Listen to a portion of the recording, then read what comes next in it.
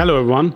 If you want something green on your desk, but you don't want to commit to an aquarium and water changes, DOOA has the perfect answer for you. And today, we're gonna build you 3 different versions.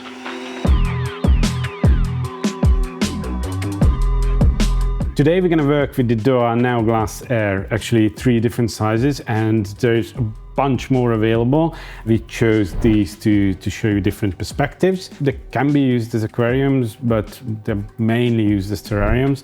That's what we're gonna do today. The most unique thing is that the bottom glass is actually lifted, so it has a very nice floating effect when you put it on your desk or whatever. Since they're small and they don't require filtration and hoses and stuff like that, they're perfect for your office desk or your kitchen table or a dark corner of your home. Wherever you need some more green and just a bit of it, this is great. Besides the 3 options we're going to show you today, there's actually a 4th one which I like very much, and it's featured in marketing stuff all the time. That's going to be a bonus at the end of the video. We're going to show you that as well. We're going to start working, and as we go, we're going to explain one by one who's doing what and what's the idea behind them. I'm actually going to build in a 20 by 20 by 20 centimeter glass, and I'm actually going to put it away now because I need to glue the hardscape together, and I don't want to damage this beautiful glass while I'm doing that. And I'm going to do the same. I have the 20 by 20 by 35, and I'm going to ask you guys for some camera tape to size up the bottom of my tank so I know what I'm doing. If you glue the hardscape without the glass or without any sizing, you're definitely going to do it either too small or too big. András actually made a little box for me, which is the same size as the glass, so I'm going to use that to help me guide. I'm working with a 30 by 18 by 12 centimeters glass. I'm going to do a desert-like view, and I believe so I'm the only one who is not gonna glue anything in that. You're going to be the quick one. Yes. I have my box here, and I have my beautiful ironwood, and Tommy, help me out. What kind of stone is this exactly? This is Manten stone. Yeah, I'm basically trying to do a triangle shape with the hardscape. Hopefully it will work out. We'll see. Manten stone is actually what we don't like to use in aquariums because it hardens the water a lot, but in here it won't be a problem.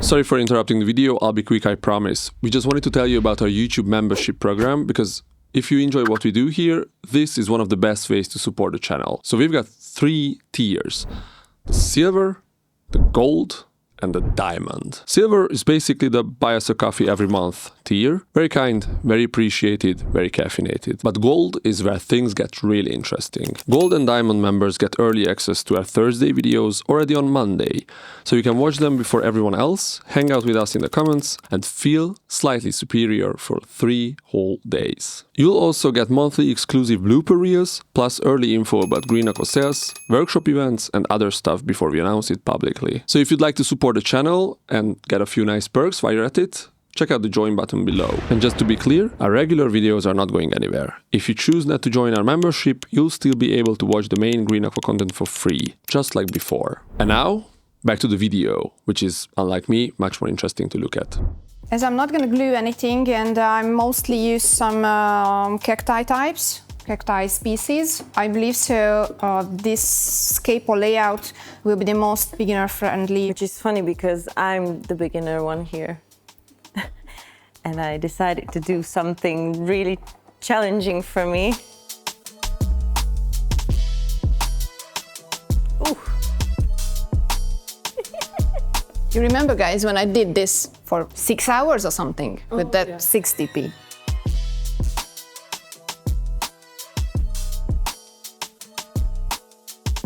My idea for today was to build like a valley. I'm planning to have 2 like wall structures on the sides, and I want a very narrow gap in between. And I also have some special detailing roots that are very, very thin, and I want to connect the two sides with that. I've chosen the cerulean stones for this.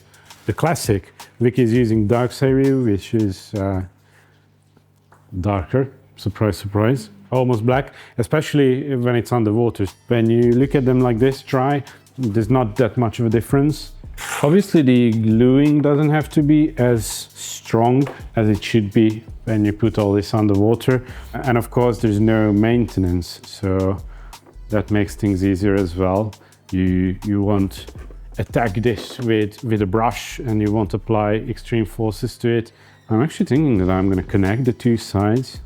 Probably I should have the other side first, but this could be like a connection besides all the small roots. I need height on the other side as well. And although this is high, actually this side is quite nice. I want this to be more towards the front than the other, but I need to stabilize it somehow. Okay. Oh, you're already planting? No. Well, designing planting, that's... Designing, yeah. Just as a side note, I kill all my houseplants in like a year. I think that's longer than most, so...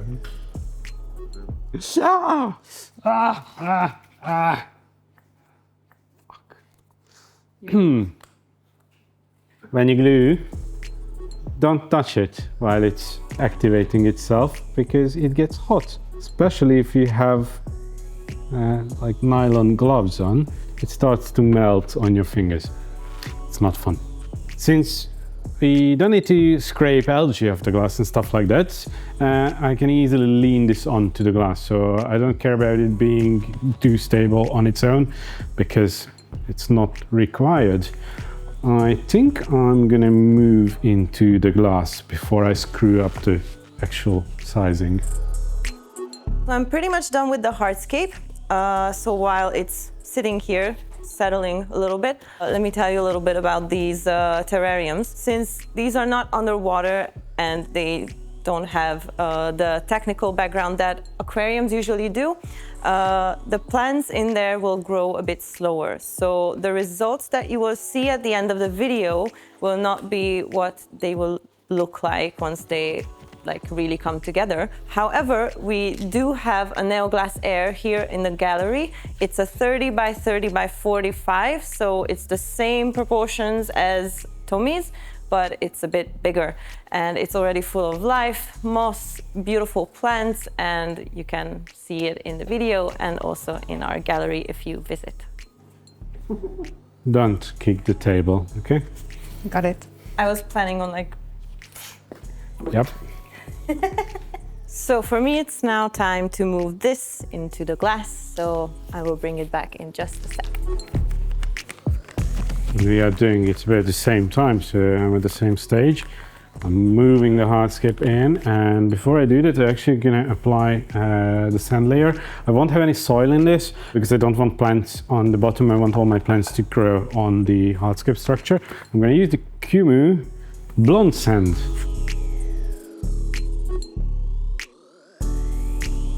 I'm using soil, however, because I decided to go for a really jungle-looking kind of scape.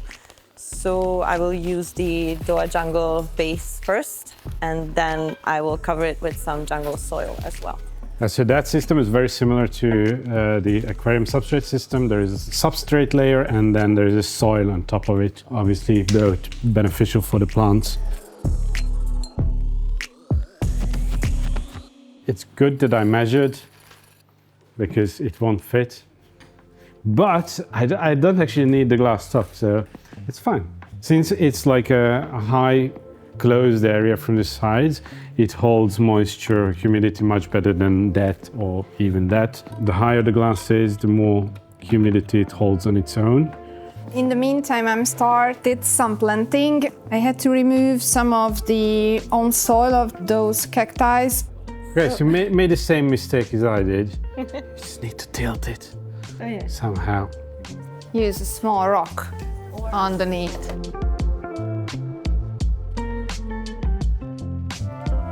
You finished? Almost. I'm just waiting to say my last sentence. Okay, but then you have already won the chance to build the fourth one. Okay.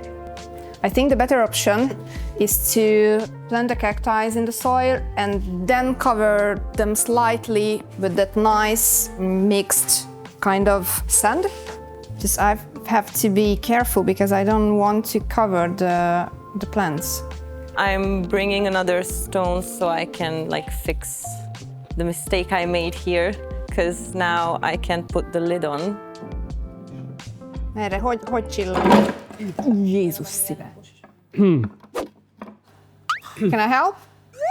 So, I already told that it shouldn't be taken out, but I tried anyway. It was a bad idea. Yeah, sure. The reason I wanted to take this out was to be able to do all the detailing outside, because in there there's not much room. And I thought that I could even plant it outside and then move the whole thing back in. And if I'm going to try to replicate the gluing now outside, it definitely won't be the same.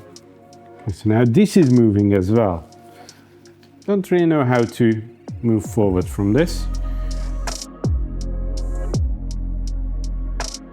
I'm done. Good for you. This shallow type glass has no lid on it, so I decided to use that kind of plants. They don't need that much humidity. There are no all cacti. I have also some succulents. I really like it actually, and it's good because it's so when you don't have a time to build an aquarium for days and planning and so on. This was like, I don't know, half an hour or something. So it's really, really quick. Don't need basically any maintenance.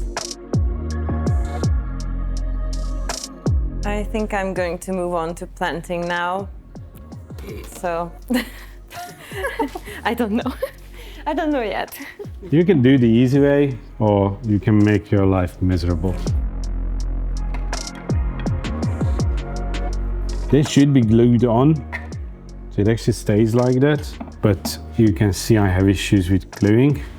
I'm planning to use moss today for most of the part, and I also want to add some small Anubiases and Bucephalandras as well. As for the bottom, I'm not really sure. With some tripartita mini, it can look good. Yeah, I'm just trying to do the same thing, but a bit sturdier this time. And I'm risking it, doing all of it outside and then trying to fit it into the glass. I'm actually adding a bridge here on the bottom, which won't be visible from the front, but it gives the whole thing some extra stability, connecting the two sides. Perfect. I have to take it out again. Okay, but the gluing is pretty stable now.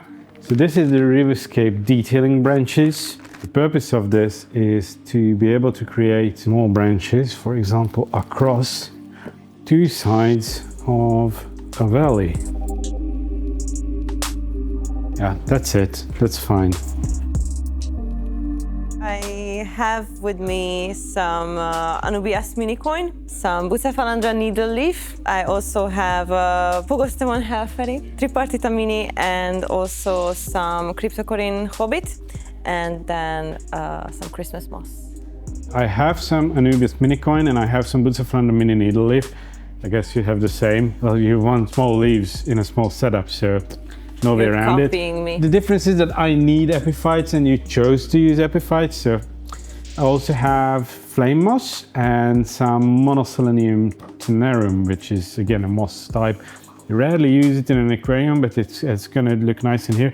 It looks a bit like some kind of fern. If you use plants that are easy to keep enough, you can just pop this in a window and you don't need an extra light. Obviously, it's much nicer if you put a small light on top of it.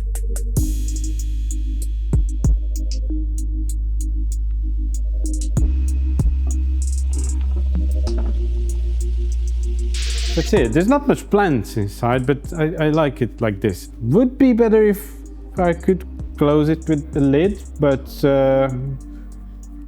had some measuring issues, so I can't. Should be fine.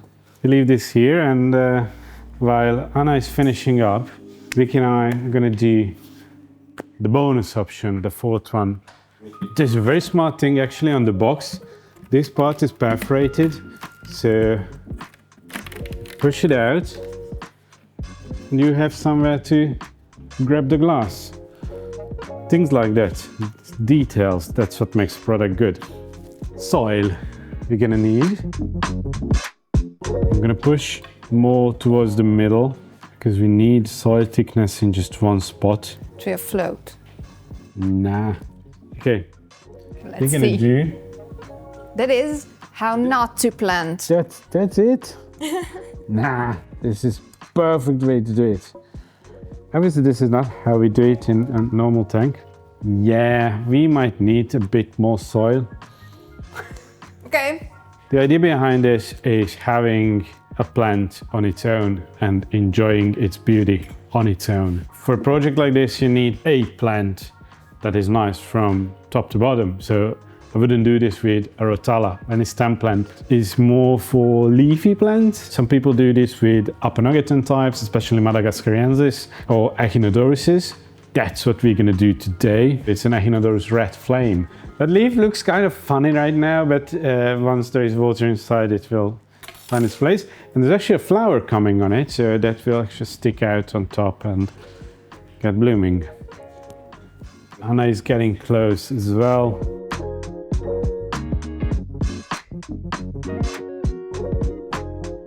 It's good to go with something colorful, not just simple green. The red flame has greenish leaves with red patches, and some leaves are actually red on their own.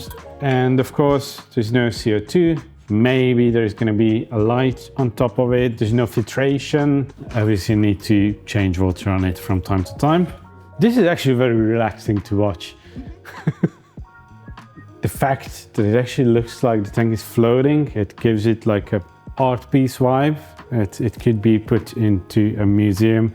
Actually, when you have a bunch of them next to each other, displayed nicely. We've seen that in Japan in the ADA lab, and these were just put next to each other, I don't know, 10, 20 of them.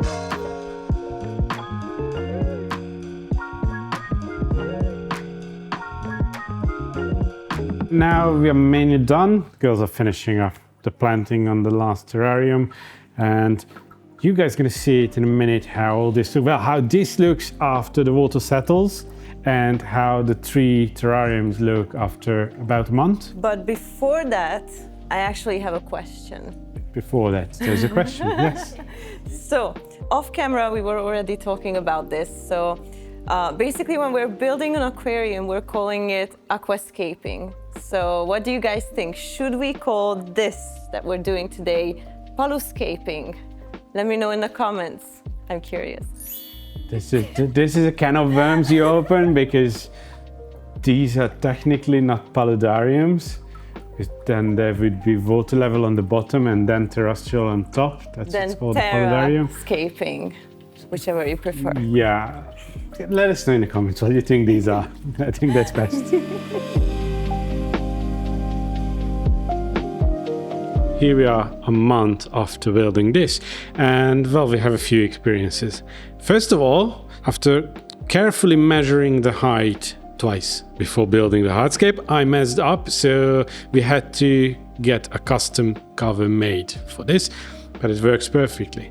Mine has been sprayed every day with water, still doesn't really want to survive. So probably this is not the way to go, but the girls had much more success. Mine was not just the easiest for building, but also for maintenance. I did absolutely nothing except spraying once a week, and that's it. Everything looks perfectly. I still like it. As for mine, we had to replace some plants, which is not uncommon with these types of terrariums. Sometimes you just need to replace until it finds its balance. It had to be sprayed like every 2 days or so, and you just need to sometimes trim these plants at the bottom, but otherwise it's a pretty low maintenance one as well. 2 out of the 3 actually works, but still, they are very nice to really have them on your desk just besides your screens, glancing at them during hours of Excel work can help your stuff inside. So I think that's the biggest benefit of these things, but any other place, kitchen table, whatever, wherever you want them, it's just a splash of green in your home. And another aspect where Vicky's creation is, again, the easiest one, is the technical side. Now, obviously, none of these need filtration and stuff like that, but these two, you should put some kind of light source above them. Now, this can be specifically designed terrarium light or whatever, but it can be just your desk light being on top. Now, this one, you just put it in the window, basically, and that's perfectly enough. We hope you liked all three of these, and the fourth one, the bonus one as well. And, well, let us know in the comments which one you would choose. Definitely not this. And see you next time. Goodbye. Bye. Bye.